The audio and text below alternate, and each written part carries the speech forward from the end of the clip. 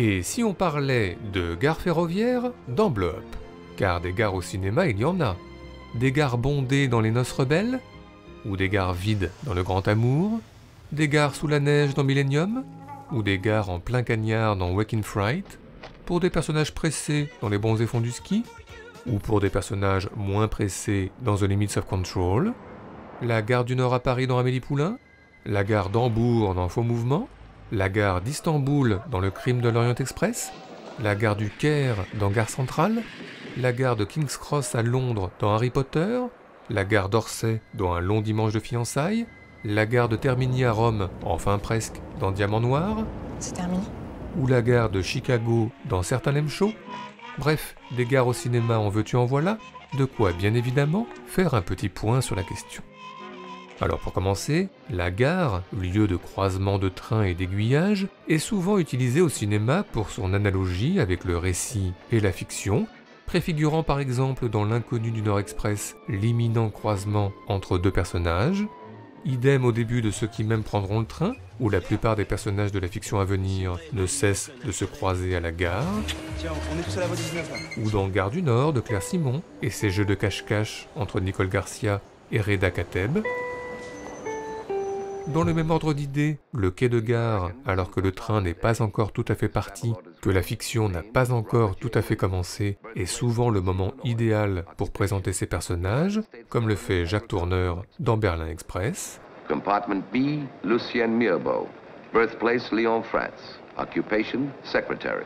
À part ça, de nombreux films construits comme des labyrinthes fictionnels, avec croisement d'histoire et d'identité, comme le Trans-Europe Express d'Alain Robbe-Grillet, ont fait de la gare un lieu central, comme le propose également Bertrand Blier dans Notre Histoire, avec un Alain Delon quelque peu perdu sur le quai entre deux trains, deux fictions et deux femmes. Je voudrais connaître la suite de l'histoire.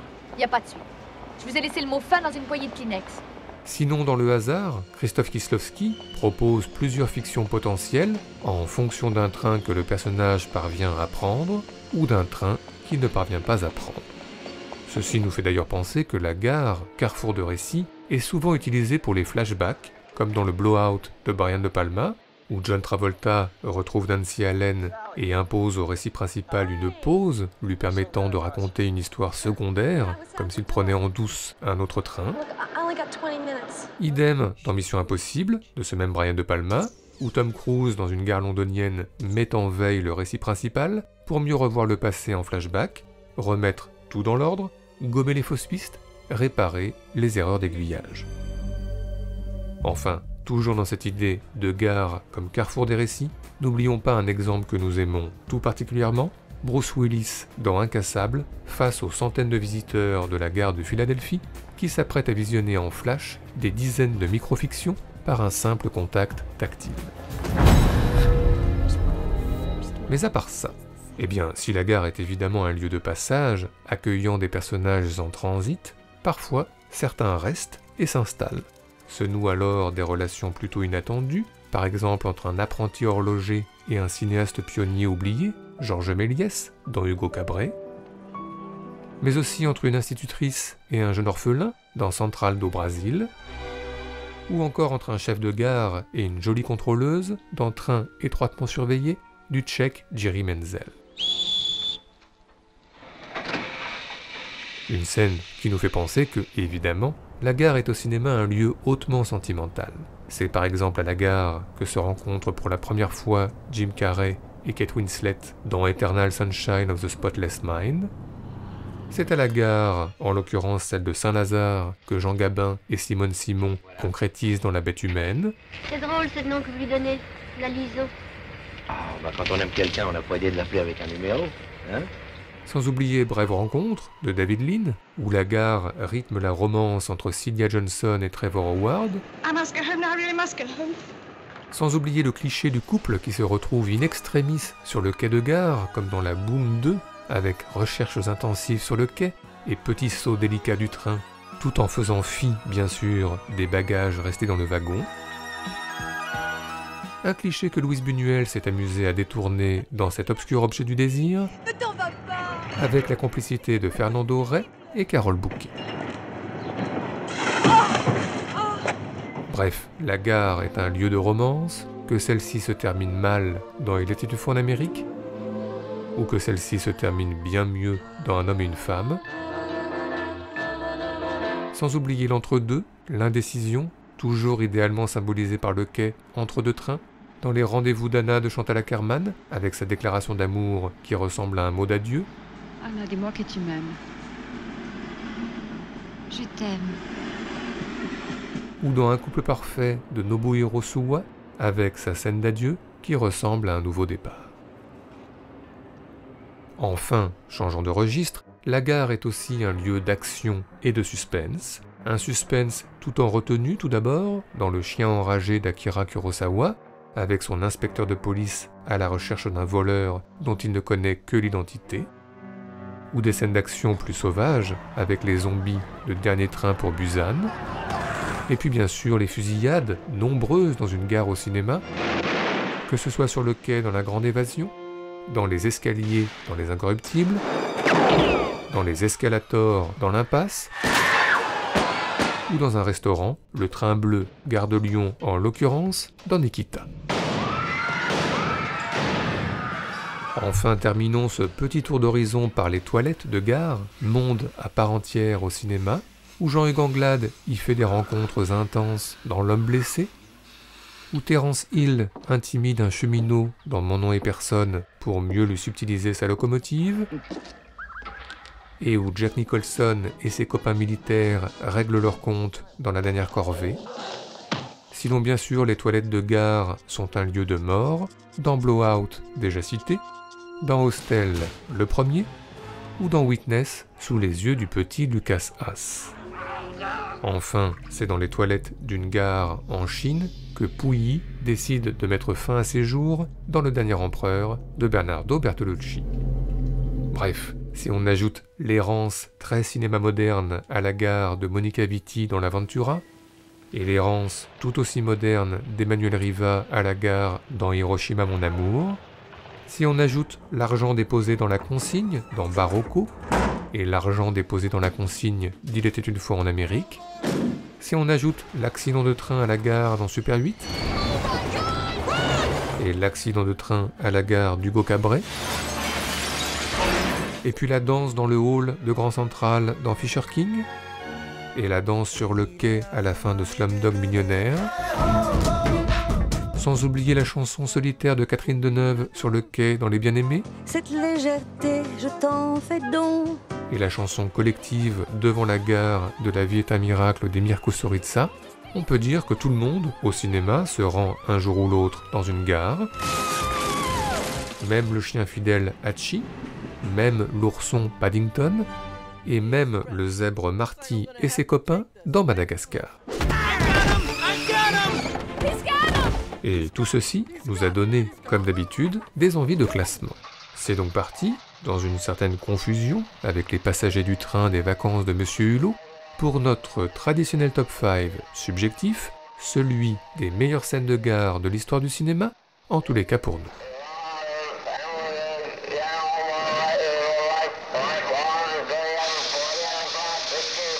Notre numéro 5, commençons par l'une de nos scènes préférées du cinéma de Wes Anderson, l'ouverture d'Abord du Darjeeling.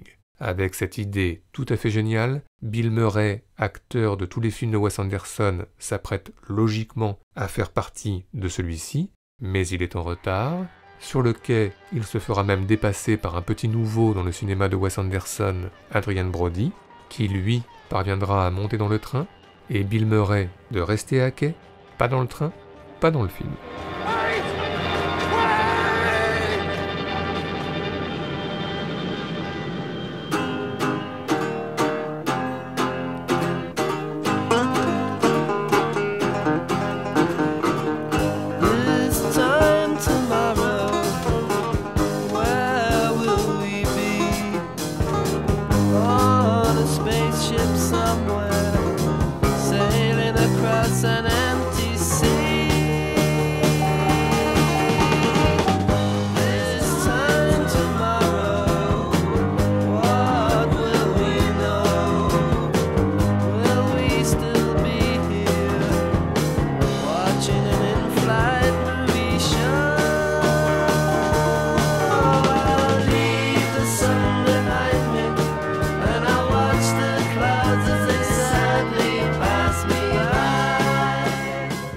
Notre numéro 4 est le classique des classiques, les parapluies de Cherbourg que nous avons eu bien du mal à ne pas citer dans notre introduction. Une scène à la gare vue et revue, certes, mais surtout une scène à la gare aimée et re-aimée. Mon amour, je t'attendrai toute ma vie. Je ne penserai qu'à toi. Reste, ne pars pas, je t'en supplie. Ne me Reste, regarde mon pas. amour, ce n'est pas encore l'heure. Je m'éloigne de toi. Ne me regarde pas.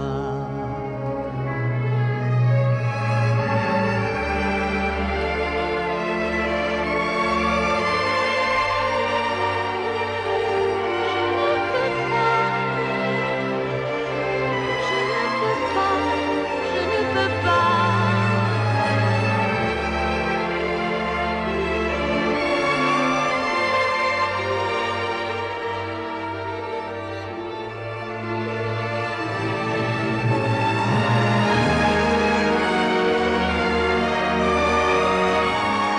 Mon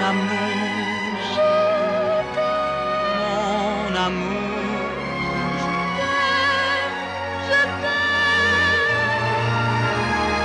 mon amour,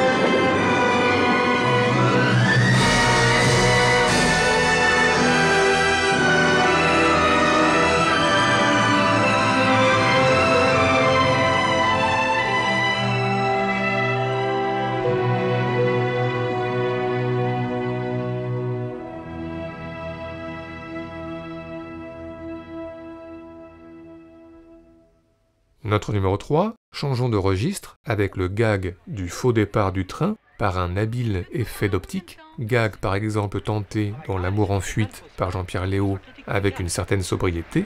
Attention Alphonse, le train va partir. Salut Alphonse. Salut papa. Mais n'oublions pas la variante proposée par Jim Abrahams et les frères Zucker dans leur cultissime Top Secret.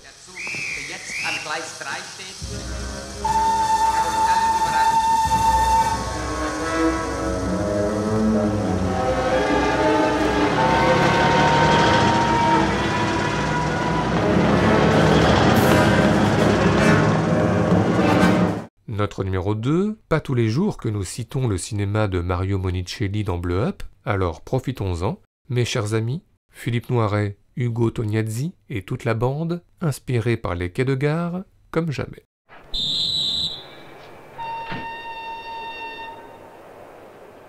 Buon viaggio, signore!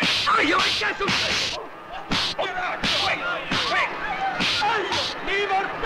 Fermi tutti, quello è mio,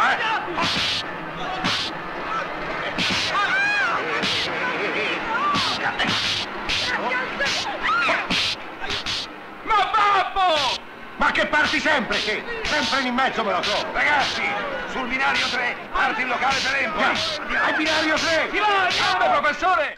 Enfin, terminons ce top 5 par l'évidence de l'évidence. Il était une fois dans l'Ouest de Sergio Leone. Alors, la très longue scène d'ouverture, entrée dans l'histoire du cinéma, certes, mais nous préférons conclure par l'autre scène de gare du film, l'arrivée en train de Claudia Cardinal, attendue par son mari qui ne viendra pas, bientôt un ample mouvement de caméra pour découvrir la ville en construction, bientôt la musique d'Ennio Morricone, la perfection, fête cinéma.